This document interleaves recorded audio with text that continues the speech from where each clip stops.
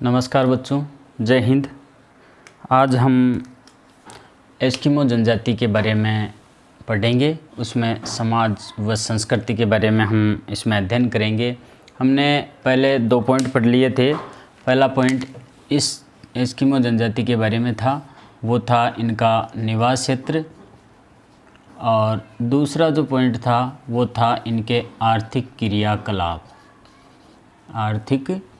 क्रियाकलाप, जिसमें आखेट, भोजन संग्रहण, ये जो पॉइंट थे वो इसमें हमने पढ़े। इसके बाद आज हम अध्ययन करेंगे इसकी समाज व संस्कृति के बारे में, यानी एस्किमो जो जनजाति है उसका समाज व संस्कृति कैसी है, इसके बारे में हम आज इस पॉइंट में अध्ययन करेंगे। तो एस्किमो जो जनजाति है या एस्किमो जो लोग हैं वो छोटे छोटे समूह में निवास करते हैं। कैसे रहते हैं ये?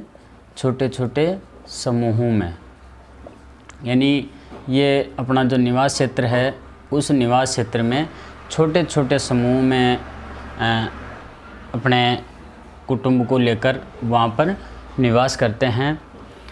इसके बाद यह जो जनजाति है वो जनजाति पितृसत्तात्मक है। कौन सी है? पितृसत्तात्मक।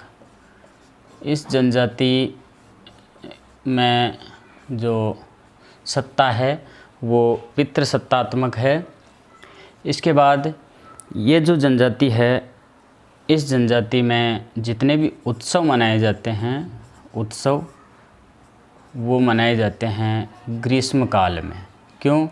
क्योंकि ग्रीष्म काल में जो है थोड़ा सा इनका तापमान जो है वो बढ़ जाता है इस क्षेत्र का, इसलिए ये जितने भी उत्सव है वो सब ग्रीष्म काल में मनाते हैं।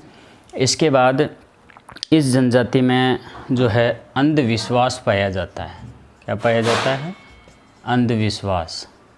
यानी ये जनजाति अंधविश्वासी है, जिससे के कारण ये जादू टोने में विश्वास करते हैं। जादू टोने में विश्वास, यानी ये लोग जादू टोना करते हैं, मतलब ये अंधविश्वासी भी है। इसके बाद इस जनजाति में जो है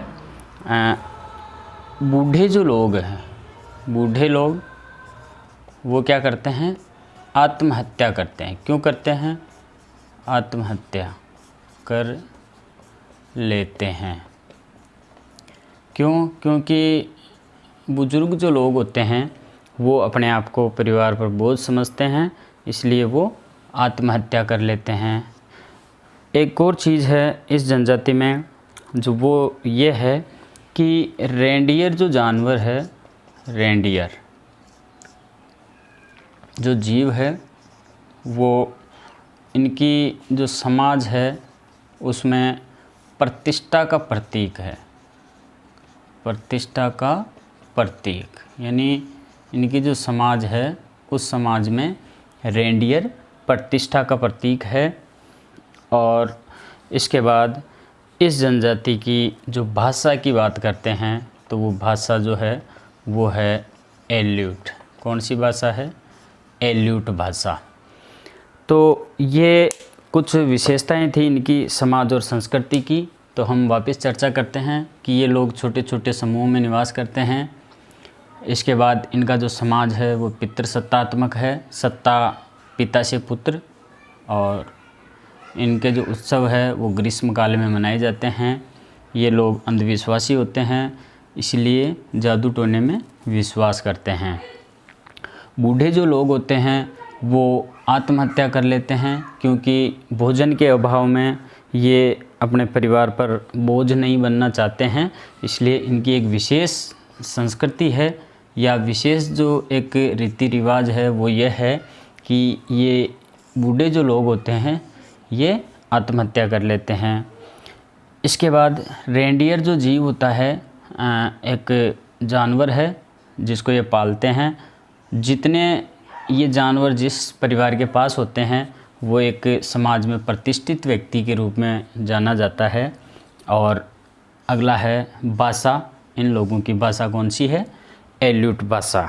इन लोगों की भाषा एल्यूट भाषा है। अब हम बात करते हैं इनके चौथे पॉइंट के बारे में, वो है वातावरण समायोजन। देखिए, ये जो जनजाति है वातावरण जो समायोजन है उसका एक अच्छा उदाहरण है।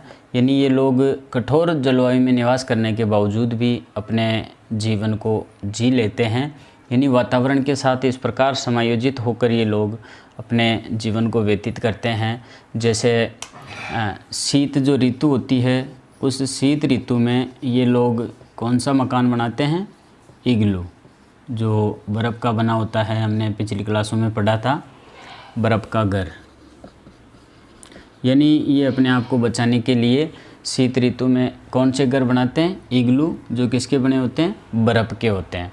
इसके अलावा ये लोग अपनी जो आँखें हैं उसको प्रकाश से बचाने के लिए, क्योंकि जो बर्फ़ जमी होती है और बर्फ़ पर सूर्य की जो किरणें आती है, सूर्य की किरणें, उन किरणों से जो प्रकाश निकलता है, उस प्रकाश की जो चमक है उससे बचने के लिए ये अपने आँखों को ढकने के लिए हड्डियों की चश्मा का उपयोग करते हैं। इसके अलावा ये जो लोग होते हैं ये जो मांस है उसको कच्चा खाते हैं, हमने पहले भी पढ़ा था। तो ये जो एस्किमो जनजाति है ये वातावरण के साथ ऐसा समायोजन करती है जिसके कारण इनका जो जीवन है वो कष्टदायक होते हुए भी ये लोग इस प्रकार से अपना जीवन व्यतीत करते हैं। यानी वातावरण के साथ अच्छा समायोजन करके ये लोग अपना जीवन गुजारते हैं। इसके बाद 5वें पॉइंट की हम बात करते हैं, आधुनिक संस्कृति से संपर्क।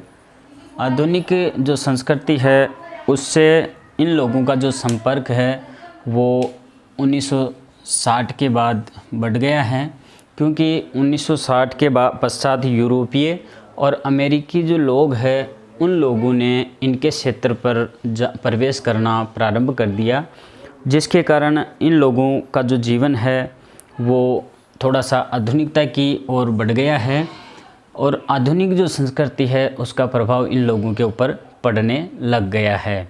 यानी ये लोग पहले जैसे भाले से शिकार करते थे, तो अब ये भाले की बजाय आधुनिक जो उपकरण है जैसे बंदूक है या इस प्रकार के जो कांटे हैं या जो भी है उनसे शिकार करना प्रारंभ कर दिया इन लोगों ने।